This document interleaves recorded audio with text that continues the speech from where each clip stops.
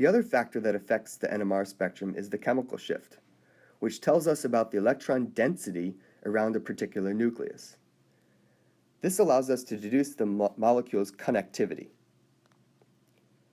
The typical C13 spectrum has a spectral width of 0 to 220 parts per million. We normally dissolve our sample in deuterochloroform, which will give its own signal at 77.0 parts per million. The right-hand side of the spectrum, or lower parts per million, is called upfield, and nuclei in this region are considered shielded, while the left-hand side of the spectrum, or higher parts per million, is called downfield. We say that nuclei in this region are deshielded. The Lamar equation will take into account small changes in the local environment, which will change the resonant frequency ever so slightly. How does this happen? Well, shielding will occur because the local environment will reduce the full effect of the implied magnetic field. This happens when more electron density surrounds a particular nucleus. Shielding will shift nuclei upfield. Deshielding, on the other hand, will shift nuclei downfield, because now the nuclei are experiencing the full effect of the magnetic field, or perhaps even more. Nuclei that do not have a lot of electron density around them will thus be shifted downfield. So what kinds of structural factors influence downfield or upfield shifting? The first is induction through the sigma network. Consider the molecules tetramethylsilane, ethane, and methylamine. The dipole moment for the carbon-silicon, carbon-carbon, and carbon-nitrogen bonds are quite different and based on electronegativity. We observe this effect in the NMR since TMS will have a shift at 0 parts per million, ethane comes at 8.4 parts per million, and methylamine is shifted downfield to 26.6. Thus, electronegative atoms will move the frequency downfield. But it is important to note that inductive effects only last for 1 to 2 bonds.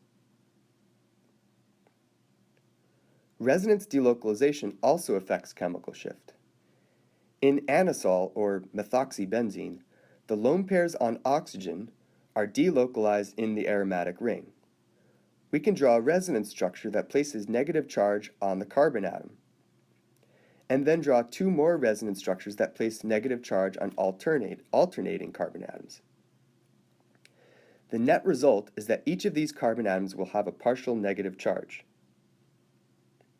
This means that there is more electron density at those positions.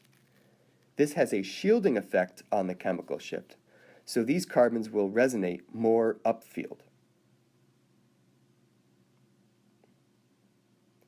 The third factor is substitution.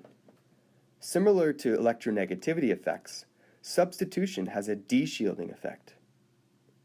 Methane, ethane, and propane have different chemical shifts for the carbon atoms. Increasing the substitution will shift the resonant frequency downfield. Thus, the trend is that quaternary carbons are the most downfield, followed by tertiary, secondary, and primary, which is the most shielded and most upfield of the 4. Finally, magnetic anisotropies will influence chemical shift. Electron movement in bonds will create magnetic fields, which of course can change the local environment of a particular nucleus. Let's consider benzene. I've drawn 2 hydrogen atoms on either side of benzene. The electrons in the ring are fully delocalized and are moving in a circle around the ring. This creates a magnetic field itself, with 2 different zones, a shielding zone and a deshielding zone. Nuclei that are in the deshielding zone, such as the protons shown, will be shifted downfield. Any nucleus in the shielding zone will be shifted upfield. The same thing occurs for alkynes, and it is the reason why the methyl groups in this alkyne are shifted so far upfield. Another example is the ketone, whose carbon atoms lie in the de-shielding zone and are thus shifted more downfield. Finally, we should discuss what an NMR actually looks like and how we are able to attain a spectrum for our samples. In the not-too-distant past, continuous wave machines were the norm. These spectrometers would use a fixed frequency to excite the molecules and observe what would happen when the field was changed. We don't do this anymore, but instead use a pulsed Fourier transform NMR. This is much easier because the magnetic field can stay constant while a broad pulse of many radio waves excites all of the nuclei in the sample. These excitations, from the alpha to the beta state, will decay as a function of time, and we use a mathematical equation known as the Fourier transform to convert this data to frequency. For example, for a molecule with a single resonance, a single type of proton or carbon shown in the top diagram, the decay of the signal will oscillate in what looks like a sine curve. But when several resonances are present, such as in a complex spectrum, this decay becomes much more complicated. Luckily, computer software is able to decipher these free induction decays, or FIDs, and we obtain spectra whose signals are well resolved. This is a photo of the inside of an NMR that has been taken offline. The most critical piece is the electromagnet, which is a self-perpetuating magnet composed of a metal alloy that works at very cold temperatures, about 3 Kelvin, indefinitely. The probe sits in the middle of the magnet, and it is the piece that pulses light through the sample.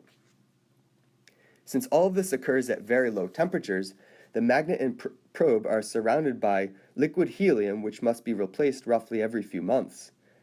To keep the liquid helium cold, a jacket of mylar sheathing surrounds the first chamber, which is surrounded by a second chamber filled with liquid nitrogen, which is replaced weekly. Thus, it is important to keep the temperature near absolute zero or the magnet will quench.